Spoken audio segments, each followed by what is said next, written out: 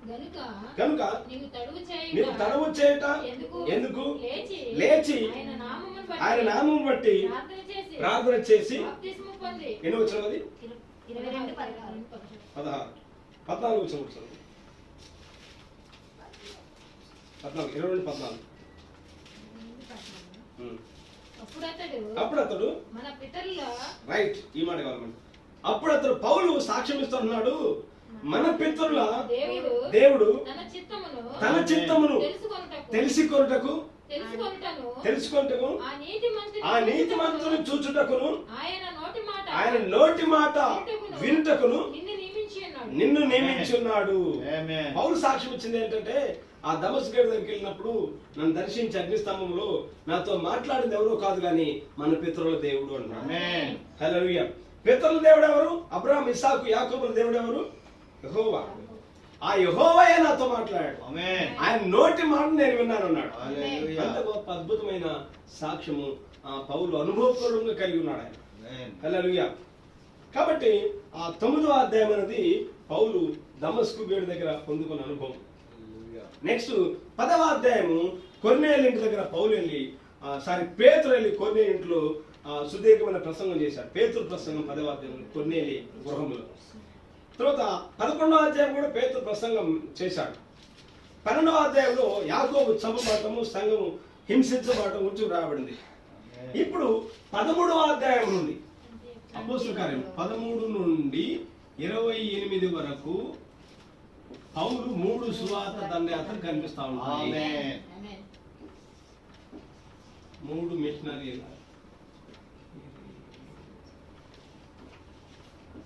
Machinery యాత్ర పరిపూర్ణంగా మీకు అర్థం కావాలంటే అపోస్తలుల కార్యం 13-22 అధ్యాయాల వరకు క్షుణ్ణంగా చదవాలి. ఎన్ని పనులు ఉన్నా ప్రక్కన పెట్టాలి. ఖాళీగా ఉన్నప్పుడు బైబిల్ చదవటం కాదు, టైం చూసుకొని ఖచ్చితంగా దానికోసమే చదవాలి. 13-22 అధ్యాయాలు చదివితే ఈ 3 సువార్త దండయాత్రలు మనకు కనిపిస్తూ ఉంటాయి. అందులో మనము 3వ సువార్త దండయాత్ర గురించి మాట్లాడుకుంటున్నాము. ఇప్పటి వరకు నేను చెప్పిందంతా ఇంట్రడక్షన్, ఉపోద్ఘాతము. ఇప్పుడు 3వ సువార్త యాత్రలో మనం అంశంలోకి వెళ్తా ఉన్నాం. చదువున్నాం 18వ అధ్యాయం 23. కొంతకాలం నిన్న తరువాత బయలుదేరి వరుసగా గలతీయా ప్రాంతమునందున ఫ్రుగియందును సంచరించుచు శిష్యులందరినీ స్థిరపరచును. అలెస్కింద్రియవాడైన అపోల్లో అను ఒక యూదుడు ఎఫెసునకు వచ్చెను. అతడు విద్వాంసుడును. అంత్యోక్య నుండి స్టార్ట్ చేశాడు ఆయన జర్నీ. ప్రారంభంలో 3 సువార్త దండయాత్ర కూడా అక్కడి నుంచి ప్రారంభించింది. మొదటి సువార్త దండయాత్ర అంత్యోక్య నుంచి ప్రారంభించాడు. అట్లా ప్రయాణం చేసుకొని చేస్తుంటే యెరూషలేముకు వచ్చాడు. మళ్ళీ యెరూషలేము నుండి మళ్ళీ తిరిగి అంత్యోక్యకి వెళ్ళాడు. అంత్యోక్యలో ఆ సంఘ పెద్దలకు రిపోర్ట్ ఇచ్చాడు ఆయన. తర్వాత 2వ సువార్త దండయాత్ర కూడా మళ్ళీ ఇక్కడ ప్రారంభించాడు. ఆయన పరిచయం ఎవరు ఉన్నారో కొద్దిమంది వారితో పాటు వెళ్ళాడు. మళ్ళీ తిరిగి అంత్యోక్యకి వచ్చి ఆ సంఘానికి సంఘ పెద్దలకు రిపోర్ట్ ఇచ్చాడు. మళ్ళీ 3వసారి కూడా 3వ సువార్త దండయాత్ర చేశాడు ఆయన. మళ్ళీ కొంతమంది తనతో పాటు టీం వెంట పెట్టుకుని ఎక్కడ ప్రయాణం చేశాడంటే అంత్యోక్య నుండి ప్రయాణం చేశాడు. ఈ అంత్యోక్య నుండి ఎక్కడికి వచ్చాడంటే మనం చాలా విషయాలు చెప్పుకున్నాం కానీ మెయిన్ విషయాలు మనం మాట్లాడుకున్నాం. ఒకటి ఎఫెసులోకి వచ్చాడు. ఎఫెసులో ఎక్కువ గడిపాడు ఆయన. ఎఫెసులో దాదాపు 3 సంవత్సరాలు పౌలు గడిపాడు. సొంత ఇల్లు లేవు ఆయన, అద్దె గృహాలే. పౌలు అద్దె గృహంలో ఉంటూ ఎఫెసులో పట్టణంలో 3 సంవత్సరాలు గడిపాడు ఆయన. చదవండి 18-24 వచ్చిన నుంచి. అలెస్కింద్రియవాడైన అపోల్లో అను ఒక యూదుడు ఎఫెసునకు వచ్చెను. అతడు విద్వాంసుడును, లేఖనముల యందు ప్రావీణుడై ఉండెను. అతడు ప్రభు మార్గము విషయమై ఉపదేశము పొంది తన ఆత్మయందు తీవ్రపడి. ఇక్కడ ఈ ఎఫెసులో అపోల్లో అనే వ్యక్తి మనకు కనిపిస్తా ఉన్నాడు. అపోల్లో ఎవరు అంటే ఒక విద్వాంసుడు. లేఖనములు బాగా తన ఆత్మను తీవ్రత పడి యేసుని గురించి మాత్రమే తెలుసుకున్నవాడే ఆయన బోధిస్తూ ఉన్నాడు. అపోల్లో అనే ఒక వ్యక్తి విద్వాంసుడు. అయితే ఆయనకి ఏం తెలుసు అంటే యోహాను బాప్తిస్మం మాత్రమే తెలుసు. అంతవరకు తెలుసుకొని తనకు తెలిసిన దాంట్లోనే ఆత్మపూర్ణుడై ఉజ్జీవ ప్రసంగికునిగా అనేక ప్రాంతాలు వెళ్తా ఉన్నారు. ఆ ప్రసంగంలో అపోల్లో ప్రసంగంలో విని ఎఫెసులో దాదాపు 12 మంది అపోల్లో ద్వారా బాప్తిస్మం పొందారు. 12 మంది శిష్యులు అంటే యేసు శిష్యులు కాదు. ఎఫెసులో 12 మంది శిష్యులు, అపోల్లో 12 మంది శిష్యులు. అంటే ఆయన వారికి బాప్తిస్మం ఇచ్చాడు. ఏం బాప్తిస్మం ఇచ్చాడు అంటే యోహాను యొక్క బాప్తిస్మం ఇచ్చాడు. యోహాను దేని నిమిత్తం బాప్తిస్మం ఇచ్చాడు? మారుమనసు నిమిత్తము బాప్తిస్మం ఇచ్చాడు. 18-24 వచ్చి చదువు. అతడు ప్రభువు మార్గం విషయమై ఉపదేశము పొందిన తన ఆత్మయందు తీవ్రపడి యోహాను బాప్తిస్మం మాత్రమే తెలుసుకున్న వాడై యేసును గురించిన సంగతులు వివరముగా చెప్పి బోధించుచు సమాజ మందిరంలో అలా మాట్లాడుతూ ఉన్నాడు. ఒకసారి ఆయన సభలో అకులా ప్రిస్కిల్లా అనేవారు విని అతన్ని చేర్చుకొని విశ్వాసులు. అకులా ప్రిస్కిల్లా ఇక్కడేం సభలు పెడుతున్నారు, మీటింగ్స్ పెడుతున్నారు అన్నట్టుగా వెళ్ళి మామూలు విశ్వాసులు వారు వెళ్ళి ఆయన వాక్యం విన్నారు. విని మంచి బాగా మాట్లాడుతున్నాడు, అద్భుతమైన ప్రసంగికుడు, జీవ ప్రసంగికుడు.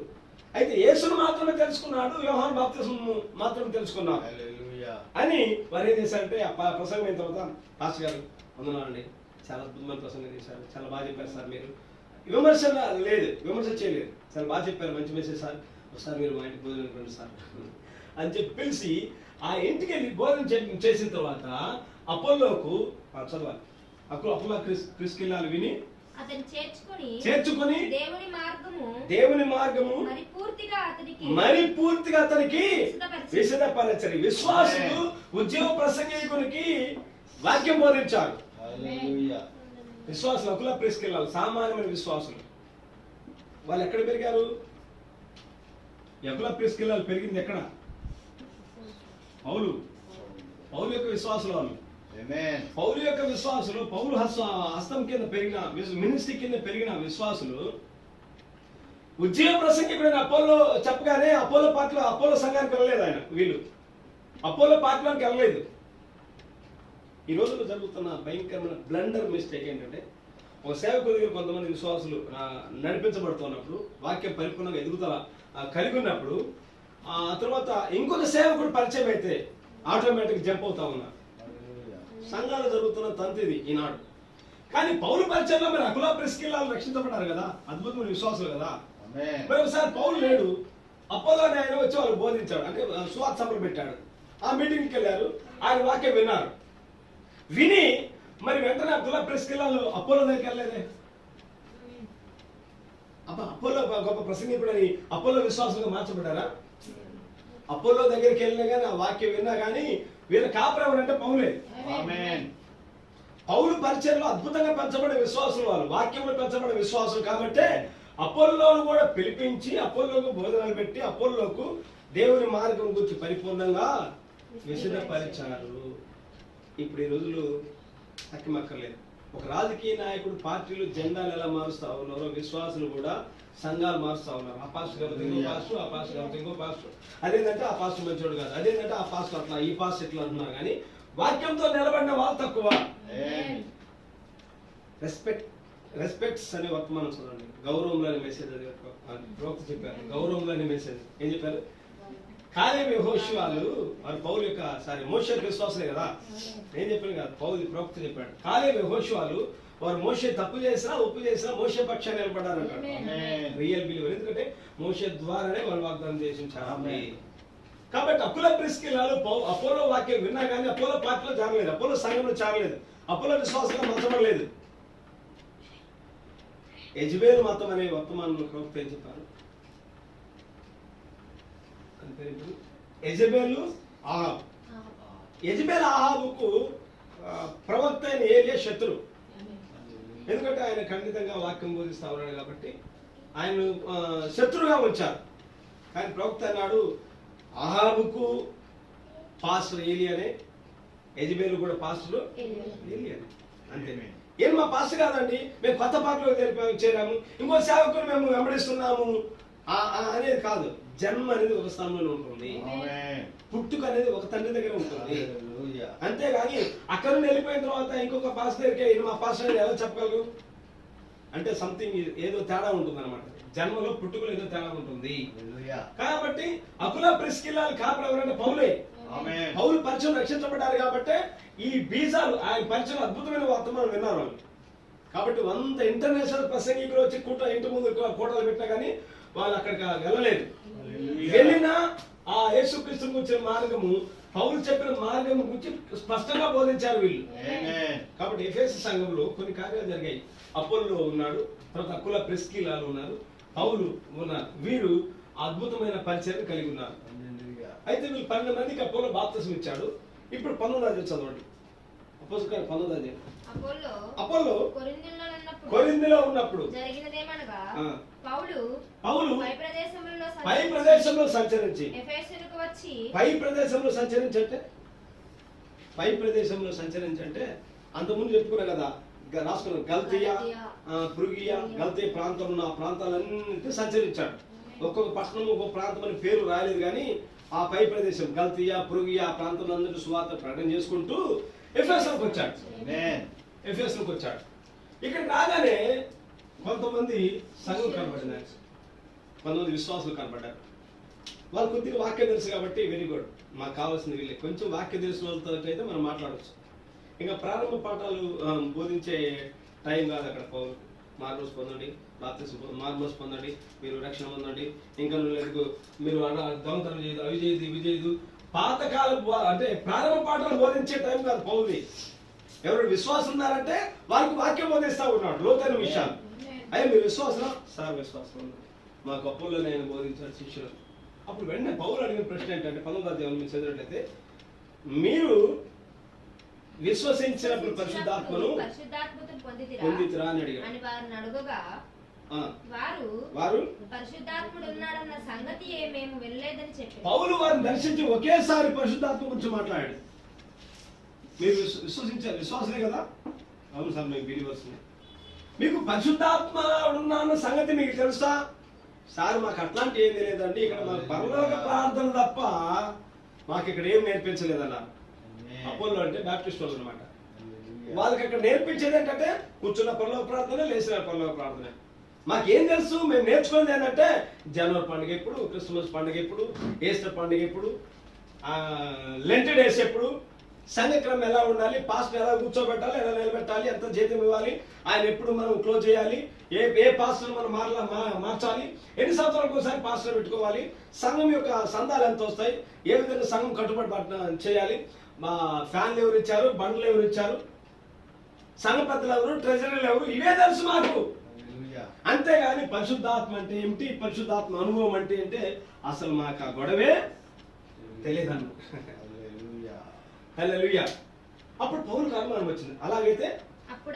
అప్పుడైతే అలాగైతే మీరు దేనిని బట్టి బాప్తిసం పౌలుకు అనుమానం వచ్చింది. మరి పరిశుద్ధాత్మ గురించి మీకు తెలియదు, అసలు మీరు ఎలా బాప్తిసం పొందారని అడిగాడు.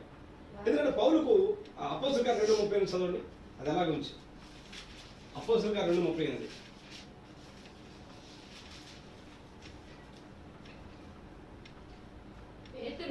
పేతురు మీరు మార్గం పొంది పాప క్షమాపణ నిమిత్తము ప్రతివాడు యేసుక్రీస్తు నామమున, ఇది ప్రారంభ సంఘము జన్మించింది.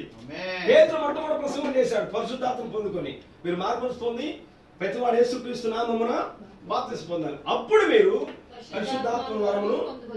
పౌలుకు అనుమానం వచ్చింది, అసలు పరిశుద్ధాత్మ అంటే మీకు తెలియదు అంటున్నారు, అసలు మీరు ఎలా బాప్తిసం పొందారు అంటే వారేమన్నారు, యోహాను బాప్తిసం బట్టి ఏ అన్నారు. అంటే యోహాను ఇచ్చినాడని కాదు అర్థం. బాప్తిసం ఇచ్చి యోహాను యొక్క బాప్తిసం ఎవరు తెలుసుకున్నాడు? అపోల్లో యోహాను బాప్తిసం మాత్రమే తెలుసుకున్నవాడై. కాబట్టి ఈ యోహాను బాప్తిస్మము అపోల్లో ఈ 12 మంది శిష్యులకు ఇచ్చాడు.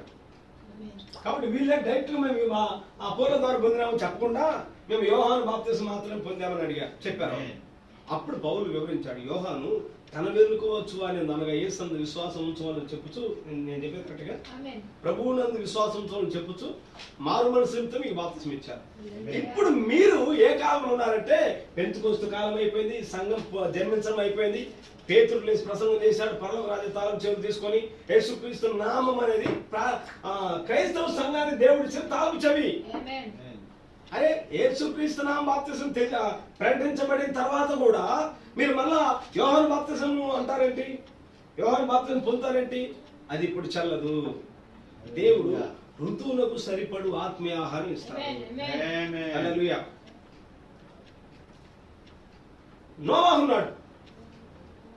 నోవాహు జలప్రళయం, ప్రపంచంలో జలప్రళయం ద్వారా తప్పించబడాలంటే ఎక్కడికి రమ్మన్నాడు? ఓడలోనికి అన్నాడు. ఓడలోనికి రండి రక్షణ పొందండి అన్నాడు. చాలా కాలం తర్వాత మోషే వచ్చాడు. ఎర్ర సముద్రం దాటాలి. ఎర్ర సముద్రం దగ్గరికి వచ్చినప్పుడు మాకంటే ముందు మోషే నోవాహు ఉన్నాడు, పితరుడు. జలప్రళయం నుంచి తప్పించబడాలంటే ఓడలు కట్టుకోమన్నాడు. కాబట్టి మనం కూడా ఇప్పుడు మీరందరూ ఈ ఎర్ర సముద్రం నుంచి బయటకు వెళ్ళాలంటే ఒక పెద్ద ఓడను తయారు చేద్దాం. మనము ఆ ఓడలో మనం వెళ్ళిపోదాం. ఎందుకంటే మనకు ముందున్న ప్రవక్త ఓడ వర్తమానం తీసుకొచ్చాడు కదా, ఆ వర్తమానం కింద ఉందాము అని అనలేదు మోషే. మోషే కాలం వచ్చేసరికి వర్తమానం మారిపోయింది. మోషే కాలంలో ఓడను కట్టుకోవడం కాదు, కేవలం మాటను పలకటం అయింది. మోసెస్ వై క్రైస్ట్ స్పీక్ అన్నాడు. మోషే మొరపెట్టలేవా, పలుకుమన్నాడు. మోషే కాలం వర్తమానం ఏంటంటే పలికే మెసేజ్, పలుకుబడిన మాట మూల విత్తనం, స్పోకెన్ వర్డ్ మెసేజ్. మాట పలుకుగానే ఎర్ర సముద్రం పాయలుగా చేర్చబడింది. దేవుడు తన అగ్నిస్తంభంలో కరువు ఎర్రజేసినప్పుడు అది ఎర్ర సముద్రం భయపడి దారిచ్చిందంట. దాదాపు కొన్ని వందల మైళ్ళ వేగంతో తూర్పు గాలి విసిరినప్పుడు ఆ యొక్క సముద్రము విడిపోయింది.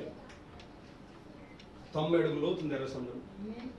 బలవంతుడైన దేవుడు మన ముందు ప్రత్యక్షమైన మెసేజ్ 90 అడుగులు లోతున్న ఆ యొక్క సముద్రం పలుకుబడిన మాట ద్వారా ఎర్ర సముద్రం చిలిపోయింది. నేను ఎందుకు చెప్తున్నానంటే మెసేజ్ మారింది కాలం తర్వాత.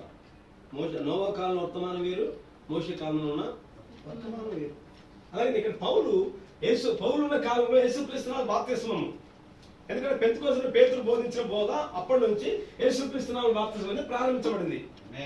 కానీ వీళ్ళు ఈ 12 శిష్యులు ఎప్పుడు బాప్తిస్మం పొందారు? వీళ్ళు యేసుక్రీస్తు కంటే ముందు బాప్తిస్మం ఇచ్చే యోహాను వచ్చాడు కదా, ఆయన కేవలం ఆ మారుమనస్సును ఇచ్చాడు. అది ఈ కాలంలో చల్లదు. నేను చెప్పేది అర్థమవుతుందా? అది ఈ కాలంలో చల్లదు. కాబట్టి పౌలు వెళ్ళి వాళ్ళకి స్పష్టంగా యేసుక్రీస్తు నామం గురించి స్పష్టంగా వివరించాడు. ఇప్పుడు ఆలోచన 16. తరువాత పౌలు వారి మీద చేతులుంచగా పరిశుద్ధాత్మ వారి మీదకి వచ్చెను.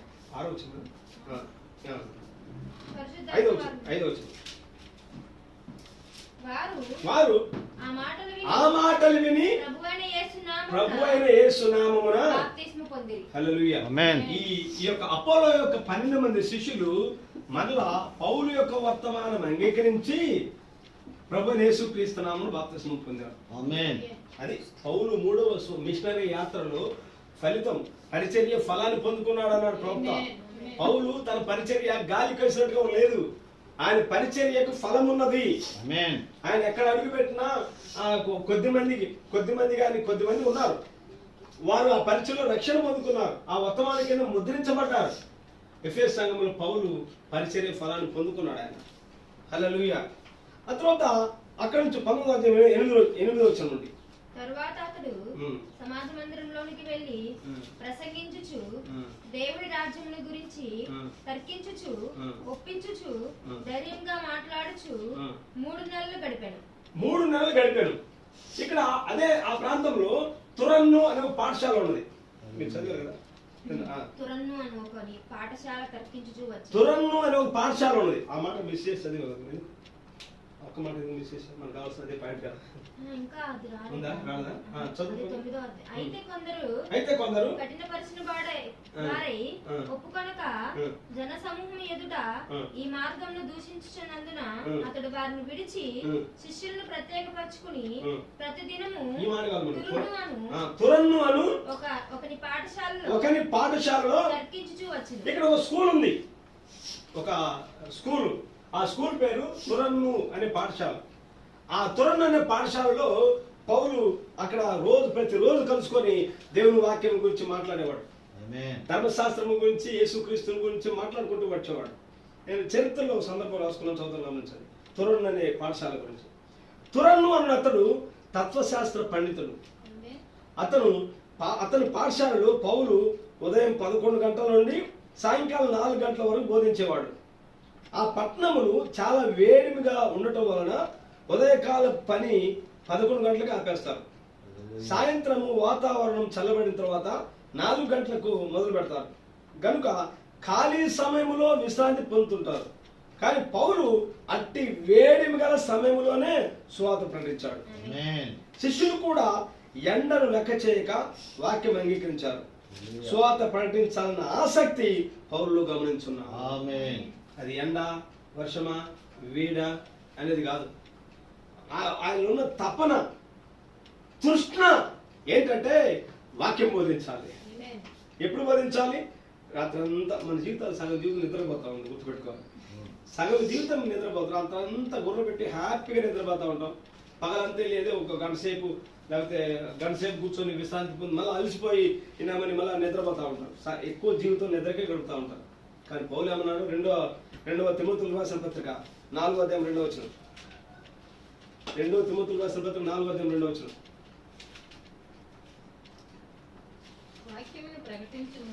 వాక్యము ప్రకటించుము, సమయమందును అసమయమందును, అది సమయమందును అసమయమందును ప్రయాసపడము.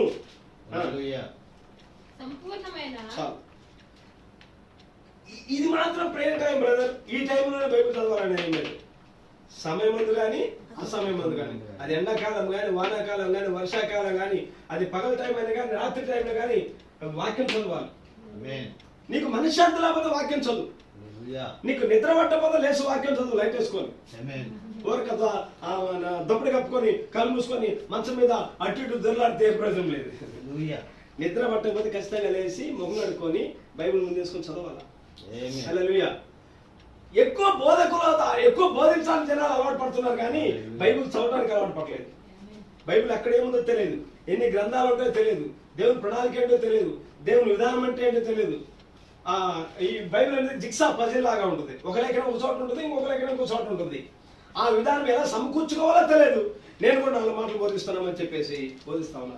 ఇప్పుడు మరి లెంట్ సీజన్ వచ్చింది. 40 రోజుల ప్రార్థనలు ప్రతి సంఘంలో, అన్ని సంఘాలు కాదు అండి, ఎక్కువ లోదరను బ్యాప్టిస్ట్ సంఘాల్లో 40 రోజులలో రోజు ఒకరు వచ్చి బోధించాలి. కొన్ని సంఘాలు పలానా రోజు పలానా సుబ్బమ్మ, పలానా రోజు పలానా దిబ్బమ్మ, వాళ్ళకి ఏం తెలుసు బైబిల్. నాకు మొన్న 20 పాలలో బ్రదర్ ఫోన్ చేశాడు, సార్ నన్ను పలానా ఈ రోజు నాకు వాక్యం చెప్పమన్నారు, నాకు ఏం రావట్లేదు, ఏం చెప్పాలో నాకు కొంచెం రాసి పంపాడు సార్ అంటాడు. పని చేసుకునే అతను ఈరోజు నువ్వు నిలబడి చెప్పాలంటే ఏం చెప్తాడు అతను? అట్లా అది పుల్పిట్ అనేది దేవుని అభిషేకించబడి వాక్యంతో పొందుకునే వ్యక్తి బోధించాల్సిన విషయాలు. ఎవరంటే ఎవరు నిలబడి నేను కూడా 4 మాటలు చెబుతాను అనేది కాదు. ఇది రాజకీయ కూటం కాదు. ఇది రాజకీయ కూటం అయితే ఇప్పుడు మన పార్టీ మనకి ఏం చేసిందో అని చెప్తారు. కానీ ఇది వాక్యం కదా. వాక్యం అనేది ఎన్నిక చేయబడిన వారు మాత్రమే, దేవుని చేత ఏర్పాటు చేసుకున్న వారు మాత్రమే ఆ వాక్యం కరిగిపోతా ఉంటారు. ఆ వాక్యం గురించి వాక్యంగా మర్చిపడతా ఉంటారు. వాకింగ్ బైబిల్ అంటారు వాళ్ళు, అంటే నడిచే బైబిల్ అయి ఉండాలి వాళ్ళు.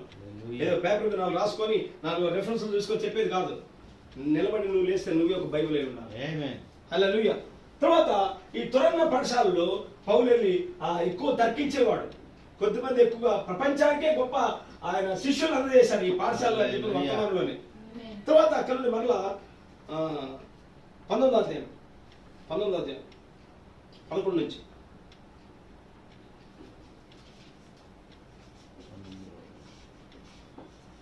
ఆన్లైన్ ప్రేయర్ జరిగింది. ఒక చోట ఆన్లైన్ ప్రేయర్ జరిగిన తర్వాత పౌలు ఆత్మవేశంలో వాక్యం బోధిస్తా ఉన్నప్పుడు ఒక అతను కిటికీలో కూర్చున్నాడు. అతని పేరు రైతు. కిటికీలో కూర్చొని వాక్యం వినటానికి బదులుగా నిద్ర వచ్చింది. ఆన్లైన్ ప్రేయర్లో ఎందుకు వస్తారో జనాలు తెలియదు, పేరే ఆన్లైన్ ప్రేయర్. కానీ అక్కడ పరిపూర్ణంగా వాక్యం జాగ్రత్తగా విన్నాము, భారంగా ప్రార్థన చేద్దాము అనేది ఉండదు. వచ్చే సగం నిద్రపోయేవాళ్ళు అక్కడ కొద్దిమంది ప్రార్థన చేయమంటే సోద అంతా చేస్తూ ఉంటారు. పొలం దీవించు ప్రభా, దెబ్బమ్మ దీవించు ప్రభా, ఊళ్ళో వాళ్ళందరూ దీవించు ప్రభా, ప్రపంచం అందరూ దీవించు ప్రభా. ఏం పాస్టర్ గారు ప్రార్థన, పాస్టర్ గారు ఏం చెప్పారు? ఆ చెప్పండి వాక్యంలోని అంశం గురించి ప్రార్థన చేద్దాము అనేది లేదు. ప్రార్థన అనుభవం, ప్రార్థన ఎలా చేయాలో కూడా అర్థం కాలేదు. అందుకని శిష్యులు అడిగారు, ప్రభా మాకు ప్రార్థన నేర్పించన్నారు. కొన్ని పల్లెటూరులో కొద్దిమంది పేద వాళ్ళని గమనించాను నేను. వాళ్ళు అంశాల వారీగా మాట్లాడి ప్రార్థన చేస్తూ ఉంటారు కొద్దిమంది. అయితే వాక్యం నేను కూడా ఆ వాక్యం మండలి కూర్చొని విని ఆ నిద్రాభారం పై అంతస్తు నుంచి కింద పడ్డాడు. కింద పడి మనకే వెంటనే మీటింగ్ డిస్టర్బెన్స్ అయింది. పౌలు ఏం ప్రభావం కూటమి డిస్టర్బెన్స్ అయింది, సడన్ గా సైతానుడు నిద్రపోయి పడిపోయాడు, చనిపోయాడు, ఇప్పుడు ఏం చేయాలని వెంటనే వాళ్ళు పిలిపించాడు. పౌలు అదే అభిషేకం, వాక్యం అభిషేకం ఉందండి, వాక్యం చెప్పినప్పుడు అభిషేకం ఉంటది. అదే అభిషేకంతో పౌలు ప్రార్థన చేసినప్పుడు ఆయన ప్లేస్ మళ్ళా బ్రతికాడు. హల్లెలూయా. ఇవన్నీ పౌలు ఆ 3వ మిషనరీ యాత్రలో జరిగిన కార్యాలు ఇవన్నీ. హల్లెలూయా.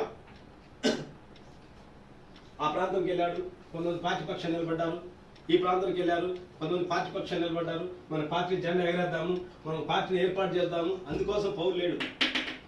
పౌలు ఉన్నది ఏంటంటే నశించున్న వారికి ప్రభువు ఏదో ప్రకటించడానికి, యేసుక్రీస్తుని గురించి మాట్లాడటానికి, ధర్మశాస్త్రంలో ఉన్న యెహోవా యేసుక్రీస్తుని బోధించడానికి, యేసయ్యను గురించి ప్రకటించడానికి పౌలు తన జీవితం వరకు త్యాగం చేశాడు ఆయన.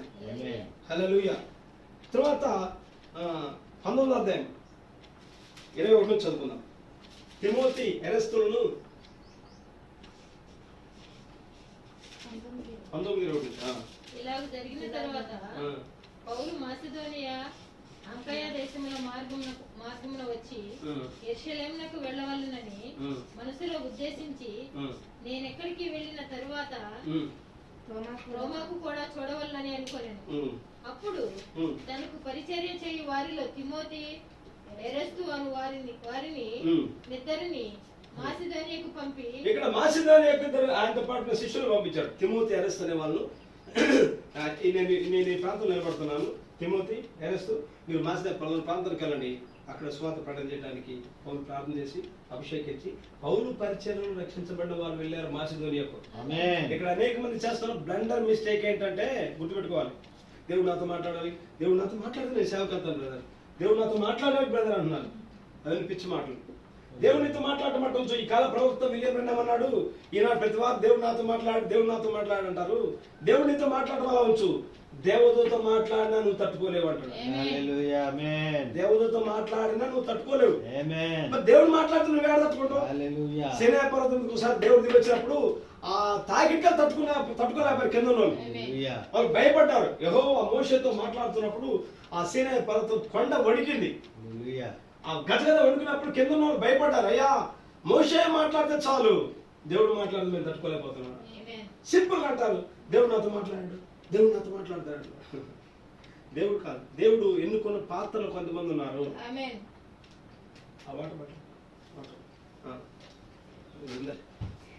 ఇది లీటర్ బాటిల్. ఈ లీటర్ బాటిల్కి పరిమాణం వేరు. లీటర్ బాటిల్ కరెక్ట్ గా లీటర్ వాటర్ మాత్రం నింపగలము. కానీ 5 లీటర్ల వాటర్ బాటిల్ ఉంటుంది. 5 లీటర్ వాటర్ బాటిల్లో ఉన్న వాటర్ అంతా ఇందులో మనం ఫిల్ చేయలేము. అంటే 5 లీటర్ బాటిల్ యొక్క పరిమాణం వేరు, లీటర్ బాటిల్ యొక్క పరిమాణం వేరు. అలాగే ప్రవక్త యొక్క నిర్మాణం వేరు, ఒక సామాన్య విశ్వాస యొక్క నిర్మాణం వేరు. ప్రవక్తల నిర్మాణం ఎలా ఉంటుందంటే, దేవుడే స్వయంగా వీళ్ళతో మాట్లాడుతూ ఉంటాడు, దేవుడే స్వయంగా వీళ్ళ పరిచయం పిలుస్తూ ఉంటాడు, దేవుడు ముఖాముఖి వీళ్ళతో మాట్లాడతాడు. అయినా కానీ తట్టుకోగల కెపాసిటీ ప్రవక్తల్లో ఉన్నది. విశ్వాసులో అది లేదు. ఆ ప్రవక్తలో ఒక భాగమే పౌలు అయి ఉన్నాడు. మోషేని పిలిచిన దేవుడు, మోషేతో మాట్లాడిన దేవుడు పౌలు పిలిచి పౌలుతో మాట్లాడాడు. అగ్నిస్తంభంలో స్వయంగా మాట్లాడాడు. అయినా పౌలు తట్టుకోగల కెపాసిటీ ఉన్నది. ఇక్కడ నేను చెప్పాల్సింది అనుకున్నది ఏంటంటే, పౌలుతో మాట్లాడిన దేవుడు, పౌలు పిలిచిన దేవుడు తిమోతిని పిలవాల్సిన పని లేదు. పౌలును పిలిచినట్టుగా తిమోతిని పిలవాల్సిన పని లేదు. ఎరస్తు అనే శిష్యుని పిలిచినట్టుగా పౌలు పిలిచినట్టుగా ఎరస్తుని పిలవాల్సిన పని లేదు. వీళ్ళు పౌలు సేవ కింద ఉంటే చాలు, పౌలు పరిచర్య కింద ఉంటే చాలు. మోషే పరిచర్య కింద ఉంటే కొద్దిమంది మోషే స్వరాన్ని వింటే చాలు. వీళ్ళు పౌలు యొక్క స్వరాన్ని వింటే చాలు, పౌలు యొక్క వర్తమానం కింద ఉంటే చాలు. వీళ్ళను పౌలే పిలిచాడు. ఆ సేవ పిలుపు వారిలో ఉన్నదని పౌలు గ్రహించాడు. బ్రెన్హం గారిని, ప్రవక్త బ్రెన్హం గారిని ఒక వ్యక్తి అడిగాడు, అయ్యా, దేవుని సేవ పిలుపు నాకు ఉన్నదని నేను ఎలా గుర్తించాలి? ఈయన ఎక్కడ చూసినా దేవుడు నన్ను పిలిచాడు, దేవుడు నన్ను పిలిచాడు, దేవుడు నన్ను పిలిచాడే మాటలు వింటా ఉన్నాము. అసలు నన్ను దేవుడు పిలిచాడంటే నాకు గుర్తేంటి? ఎలా నేను గుర్తించాలంటే ప్రవక్త అన్నాడు, దేవుడే నేను పిలిస్తే నీకు నిద్ర పట్టదు, దేవుడే నేను పిలిస్తే నీకుంటే నేను మండుతా ఉంటాను అంటాడు. పిలుపుకు నాంది అని. అలాగే పౌలు పిలిచినట్టు నేను పిలవాల్సిన పని లేదు. పౌలు పరిచయంలో ఎవరైతే రక్షించబడ్డారో, పౌలు యొక్క పరిచయంలో రక్షించబడటమే, పౌలు యొక్క అభిషేకంలో ఉండటమే దేవుని యొక్క పిలుపు నాంది. హల్లెలూయా. మరణ పౌలకు ఆమె ఉంది, చనిపోయింది.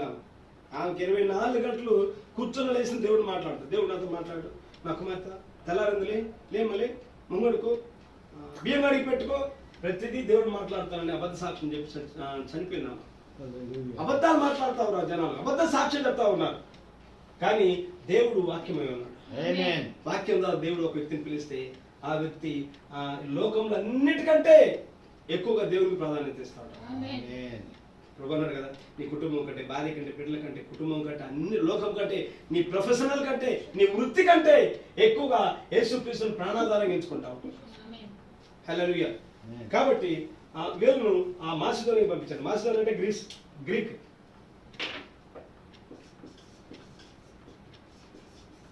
పౌలు పరిచయంలో పౌలు ఎంత రోషం కలిగి పరిచయలు చేశాడో, ఆయనతో పాటు విశ్వాసం కూడా అంతే రోషంతో ఉన్నారు. ఎందుకంటే అభిషేకం అదే అభిషేకం వాళ్ళతో పడుతుంది కాబట్టి అదే వర్తమానం కింద వాళ్ళు ఉన్నారు. చాలా విషయాలని నేను సంక్షిప్తంగా ముగిస్తాను, మీకు చదివారు కదా. ఆ తర్వాత అక్కడ నుండి పౌలు ఎక్కడికి వచ్చారంటే యెరూషలేముకి వచ్చాడు. సరాసరి రోమ్కు ప్రయాణం, మాసిదోనియా, తర్వాత కైసరే, యెరూషలేముకు 21వ అధ్యాయం 17 వచ్చింది. వచ్చినప్పుడు సహోదరులు మమ్మను సంతోషంతో చేర్చుకోండి. మరునాడు పెద్దలందరూ ఇప్పటివరకు ఎఫెసులో ఉన్న పరిచయం గురించి మాట్లాడుకుంటూ వచ్చాం. అక్కడ నుండి చాలా విషయాలు దాటేస్తున్నాం. దాటేసి పౌలు ఎక్కడికి వచ్చాడంటే సరాసరి యెరూషలేముకు పంపించబడ్డాడు. ఎక్కడికి వచ్చాడు పౌలు? ఎఫెసు, తర్వాత యెరూషలేముకు వచ్చాడు.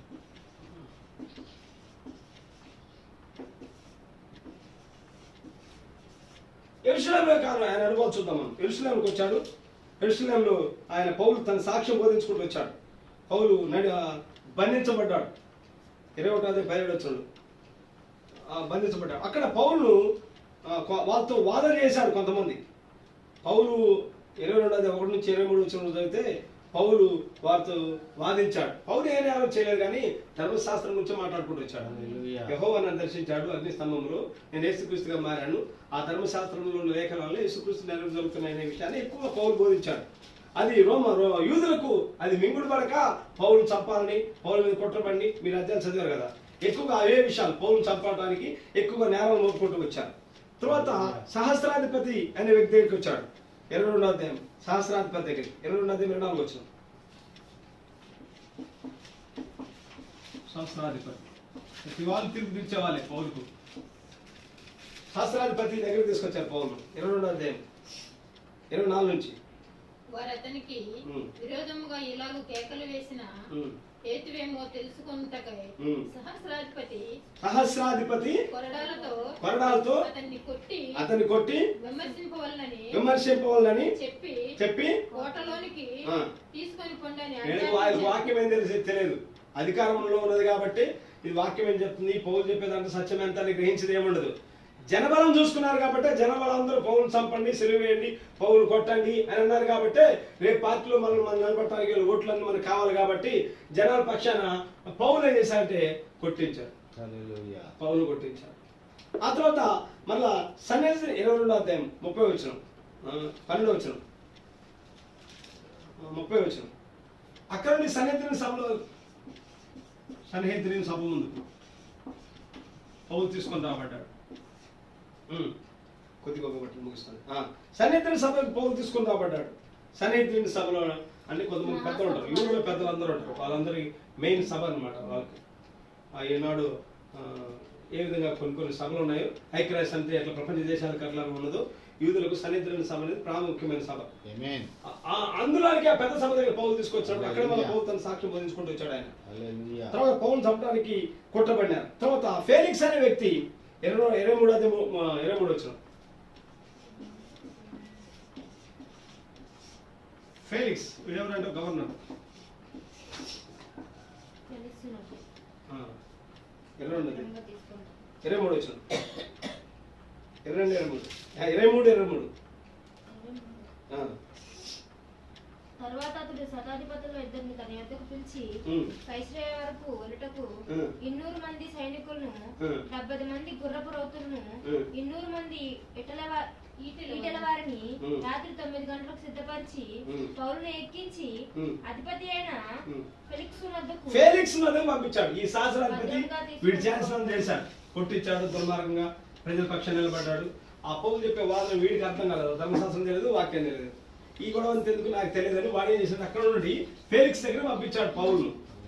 ఈ ఫేలిక్స్ అనేవాడు ఎవరంటే గవర్నర్, మాసిదోనియా ప్రాంతంలో గవర్నర్ అతను. వాస్తవానికి ఇతను ఒక ఫేలిక్స్ ఇతను ఎవరంటే బానిస. ఫేలిక్స్ అనే వ్యక్తి ఒకప్పుడు బానిసగా అమ్మబడ్డాడు. బానిస ఒకప్పుడు తన పూర్వస్థితి ఏంటంటే తన ప్రారంభంలో ఒక బానిస. అయితే వాడి సహోదరుడు వీనికి స్నేహితుడు ఒక బ్రదర్ ఉన్నాడు, ఒక అన్న. వాడి సహోదరుడు ఏం చేస్తాడంటే నీరో చక్రవర్తి అధికారిగా ఉన్నాడు కాబట్టి, తనకు క్లోజ్గా ఉన్నాడు కాబట్టి నీరో చక్రవర్తి రిక్వెస్ట్ చేసినప్పుడు అతన్ని విడిపించాడు, బానిసత్వం విడిపించాడు. మెల్లమెల్లగా అతనికి ఆ గవర్నర్ పదవి అతనికి వచ్చింది. సమరయ్యలో 2 సంవత్సరాలు గవర్నర్గా చేశాడు ఫేలిక్స్ చక్రవర్తి. తర్వాత ఇప్పుడు మనం చదువుకున్న పట్టణం ఆ ప్రాంతంకి వచ్చేది 5 సంవత్సరాలు పరిచయం చేశాడు. అనేక స్థానాల్లో రోమన్ గవర్నర్గా ఉన్నారు. ఇంకా 2 సంవత్సరాలు ఉంటే వీళ్ళకి పదవి కాలం ముగించబడుతుంది, రిటైర్డ్ అయిపోతాడు, గవర్నర్గా రిటైర్డ్ అయిపోతాడు. ఆ ఫేలిక్స్ చక్రవర్తి దగ్గరికి పౌలును తీసుకొచ్చారు, ఆయన ముందు నిలబడ్డారు. ఫేలిక్స్ పౌలుకు బోధిస్తాం, చదవండి 23వ అధ్యాయం 23 వచ్చిన. మరి ఈ ప్రకారంగా ఒక పత్రిక వ్రాసింది. మహాఘనత వహించిన అధిపతి అయిన ఫిలిక్స్కు క్లౌదియా లూసియా వందనములు. లూదియా ఈ మనుషుని పట్టుకుని చంపబోయినప్పుడు ఫేలిక్స్ పౌలు విచారిస్తా ఉన్నప్పుడు ఫేలిక్స్ గవర్నర్ దగ్గర కూడా పౌలు ధైర్యంగా తన సాక్ష్యాన్ని బోధించుకుంటాడు. పౌలు తన సాక్ష్యంలో ఎక్కడా జంకలేదు, ఆయన ఎక్కడా భయపడలేదు. ఆయన ప్రారంభంలో ఏ సాక్షి చెప్పుకుంటూ వచ్చాడో అదే సాక్షి చెప్పుకుంటూ వచ్చాడు. అయ్యా గవర్నర్ గారు, మీరు క్షమాభిక్ష పెట్టాలి, నన్ను క్షమించాలి, నన్ను జైల్లో విడుదల చేయాలి, ఇందులోంచి వీళ్ళందరూ అబద్ధ సాక్ష్యాలు చేస్తున్నారు నా మీద అటువంటి ఏం చెప్పలేదు. తను నిలబడ్డ స్టాండర్డ్ తను తెలుసు కాబట్టి ఆయన డైరెక్ట్ గా వాక్య పక్షాన్ని నిలబడ్డాడు పౌలు. ఇక ఫేలిక్స్ కూడా విచారించి ఆ తర్వాత ఫేలిక్స్ తర్వాత ఏం చేశాడు, ఫేస్ట్ అనే దగ్గరికి వీడి దగ్గర పంపించాడు పౌలును. ఫేస్ట్ అనే వ్యక్తి వాడు గొప్ప అధికారి. వాడి దగ్గర పిలిపించినప్పుడు వాడికి వీళ్ళకి ధర్మశాస్త్రం ఏం తెలియదు, రాజకీయాలు తెలుసు, అధికారం తెలుసు, జనాలు గుప్పిట్లో పెట్టుకోవడం తెలుసు కాబట్టి రాజకీయాలు వాక్యం తెలుసా తెలియదు. ఫేస్ట్ కూడా మళ్ళీ పౌలు తన సాక్ష్యం బోధించాడు. ఫేస్ట్ కూడా అర్థం కాలేదు. ఫేస్ట్ కూడా అర్థం కాక అప్పుడు ఫేస్ట్ ఏం చేశాడు, అగ్రిప్ప రాజు పంపించాడు పౌలు. అంతేగా మీరు చదువుకుంది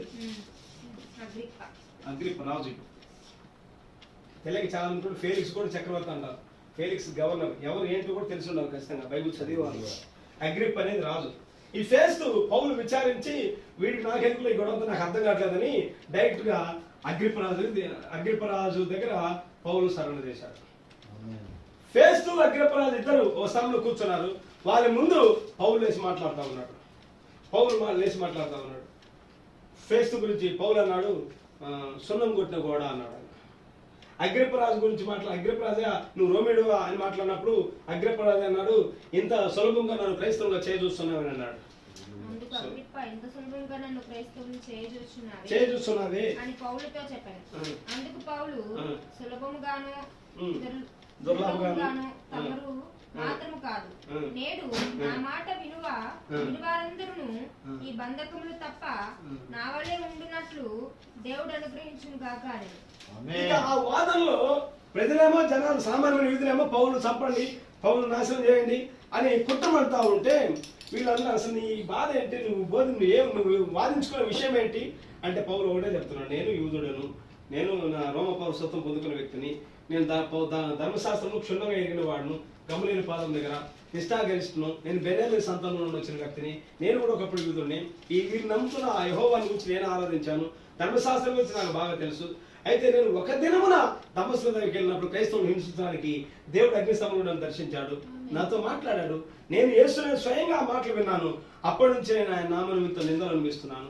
నేనే కాదు, ఈ యొక్క యూదులు అనబడిన వాళ్ళు ఎవరైనా కానీ వాళ్ళ మతాన్ని విడిచిపెట్టి ఇప్పుడు యేసుక్రీస్తు అనే వ్యక్తిని నమ్మాలని ధైర్యంగా ప్రతి సభ యుట, ప్రతి గవర్నర్ యుట, ప్రతి అధికారి ముందు పౌలు అదే సాక్ష్యం చెప్తా ఉన్నాడు. ఈ అగ్రపరాధ ఫేస్ ఇలా ఉన్నారు, ఇంకా నువ్వు ఏమైనా వాదన చేసుకోవాలా అంటే, నేనేమైనా వాదన చేసుకుంటే నేను కైసర్ ఉంటే నా వాదన వినిపిస్తాను అన్నాడు పౌలు. కైసర్ అంటే రోమన్ చక్రవర్తి. చక్రవర్తి ఒకడే ఉంటారు, గుర్తుపెట్టుకోవాలి. రాజులు వేరు ఉంటారు. రాజు ఒక ప్రాంతానికి ఒక రాజు ఉంటారు. చక్రవర్తి అంటే ప్రపంచానికి చక్రవర్తి ఒకడే ఉంటాడు. రోమన్ చక్రవర్తి కైసరే. నేను కైసర్ దగ్గర వాదించుకుంటా అన్నాడు. వీళ్ళకి భయం వేసింది అగ్రపరాజుకు. అని నేను కైసర్ దగ్గరికి వెళ్తా ఉన్నాడు, ఎందుకు వచ్చిన కూడా మనం అని ఈ పౌలును డైరెక్ట్ గా ఆ రోము పంపించారు, కైసర్ దగ్గర పంపించారు. ఈ రూమ్లు పౌలు ఓడల ద్వారా ప్రయాణం చేసుకుంటూ వచ్చాడు. ఆ ఓడల్లోనే 21 రోజు కరెంట్ లేక, లైట్ లేక, సూర్యుని వెలుగు లేక ఇబ్బంది పడ్డారు.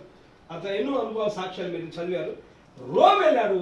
అక్కడ రోమ్లు పౌలు 2 సంవత్సరాలు అద్దెకున్నాడు. 2 సంవత్సరాలు అద్దెకుండి అక్కడ స్వాత ప్రకటన చేసి అక్కడ ఫైనల్ గా నీరో చక్రవర్తి ఎదుగు తీసుకొని రాబడ్డాడు. నీరో చక్రవర్తి ఏం చేశాడంటే పౌలును చంపించాడు. రోమ్లోనే పౌలు హతసాక్షిరాడు. పౌలు వెళ్ళాడు రోము. పేతురు తన జీవితంలో వెళ్ళాడు, రోమ్ వెళ్ళలేదు, గుర్తుపెట్టుకోవాలి.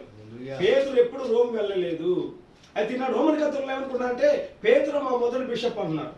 కానీ ప్రవక్త అన్నాడు పేతురు ఎప్పుడు రోమ్ వెళ్ళలేదు. పేతురుకు రోమన్ కథలకు బిషప్కు సంబంధమే లేదు. కానీ పౌలు వెళ్ళాడు. పౌలు వెళ్ళి అక్కడ బోధించాడు. అపోస్తల కార్యం చివరి అధ్యాయం చివరి వచ్చి చదువు ముగిస్తాను. ఏ ఆటంకము లేక రోమ్ వెళ్ళాడు. 2 సంవత్సరాలు ఉన్నాడు. స్వాత అదే ఇంట్లో ఉండి ఏ ఆటంకం లేక పూర్ణ ధైర్యంతో దేవుని రాజ్యం గురించి ప్రకటించుచు ప్రభు అయిన యేసుక్రీస్తును గురించిన సంగతులు బోధించుచూ ఉండెను. అది రూమ్ లో ఫైనల్ గా ఆయన ఇచ్చే సాక్ష్యం, లోక పౌలు గురించి సాక్ష్యం. ఏ ఆటంకం లేకుండా ఆయన జీవితం అంతా ఆయన దేని గురించి బోధించాడంటే ప్రభు అయిన యేసుక్రీస్తుని గురించిన. మన ఆదివారం 1 గంట వచ్చినట్టు ఆ గంటే ప్రభు గురించి మాట్లాడుకుంటాం. కానీ మిగతా జీవితం అంతా, మిగతా వారం అంతా సోది మాట్లాడుకుంటా ఉంటాం. మనం సొల్లు మాట్లాడుతూ ఉంటాం. లోక రాజకీయాల గురించి మాట్లాడుతూ ఉంటారు, పార్టీల గురించి మాట్లాడుతూ ఉంటారు, జెండాల గురించి మాట్లాడుతూ ఉంటారు, సినిమాల గురించి మాట్లాడుతూ ఉంటారు. సో అనవసరమైన విషయాలు గంటల కొద్ది మాట్లాడుతూ ఉంటారు. కానీ పౌలు ప్రభు అయిన యేసుక్రీస్తుని గురించి సంగతులు అని మాట్లాడాడు. ఆయన కూర్చొని వేసిన అదే క్రైస్తవులకు ఊపిరి. ఒక్కసారి నీ గుండె కొట్టుకోవడం ఆగిపోతే పరిస్థితి. అటువంటి గుండె లాంటి ఊపిరి క్రైస్తవానికి ఏముండాలంటే ప్రభు అయిన యేసుక్రీస్తుని గురించిన సంగతులు. రోమ్ వెళ్ళాడు, ప్రభు కొరకు చంపబడ్డాడు. ఇది పౌలు 3వ మిషనరీ యాత్ర. మధ్యలో చాలా ఊళ్ళు ఉన్నాయి, అవన్నీ దాటేసుకుంటూ వచ్చాం, డీటెయిల్ చెప్పలేదు. మెయిన్ విషయాలు పౌలు ఎఫెసులోకి వచ్చాడు. ఎఫెసులో పరిచర్య ఫలాన్ని పొందుకున్నాడు. తర్వాత యెరూషలేముకి వచ్చాడు. యెరూషలేము ఏ విధంగా ఆయన అధికారులతో వాగ్వాదం చేశాడు, వాక్యపక్షాన్ని నిలబడ్డాడు. ఆ తర్వాత ఏ విధంగా రోమ్ వెళ్ళబడ్డాడు అనేది ఇక్కడ మనం చూస్తూ ఉంటాం. ఇది పౌలు 3వ మిషనరీ యొక్క యాత్ర. మాటలు దీవించుకుంటాం.